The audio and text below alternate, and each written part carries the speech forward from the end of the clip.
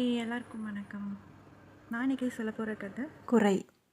ஒரு நாள் ஒரு விவசாயி தான் பையன் கூட பக்கத்து ஊருக்கு தான் கழுதையை கூட்டிகிட்டு போயிட்டு இருந்தார். அந்த கழுதை ரொம்ப நேரம் மூட்டையை சுமந்துட்டு வந்ததுனால சரி கொஞ்ச நேரம் அது ஓய்வு எடுக்கட்டும்னு சொல்லி மூட்டையை எடுத்துட்டு அது கொஞ்ச நேரம் ஓய்வு எடுக்க வச்சார். அப்போ அந்த வழியாக வந்த ஒருத்தர் இவரை பார்த்துட்டு, கழுதை சும்மா நிற்குது, மூட்டையை நீ வச்சிருக்க, உன் பையனையும் நீ நடத்தியே கூட்டிகிட்டு வர அப்படின்னு சொல்லிட்டு சிரிச்சுட்டே போனார். கொஞ்ச நேரம் கழிச்சு அந்த பையனுக்கு கால் வலிக்குதுன்னு சொன்னதுனால கழுதை மேலே அந்த பையனை உட்கார வச்சு கூட்டிகிட்டு போனார்.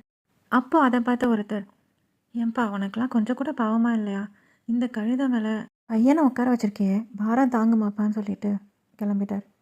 அப்போது அந்த அப்பா கிட்ட பையன் கேட்குறான், ஏன்பா எல்லாரும் வேறு வேறு விதமாக சொல்கிறாங்க அப்படின்னு. அப்போது அப்பா சொன்னார், நாம் சூழ்நிலைக்கு வசதிக்கு தகுந்த மாதிரி நம்ம பயணம் பண்ணி வந்துட்டு இருந்தோம். ஆனால் பார்த்தியா, ஒவ்வொரு விதமாக குறை சொல்ல ஆரம்பித்தாங்க. நம்மளோட வாழ்க்கையில் என்ன நடக்குதுன்றது தெரியாமல் நம்மளை ஜட்ஜ் பண்ணிகிட்ருப்பாங்க. அது எதையுமே காதில் வாங்காமல் நம்ம போய்கிட்டே இருக்கணும்.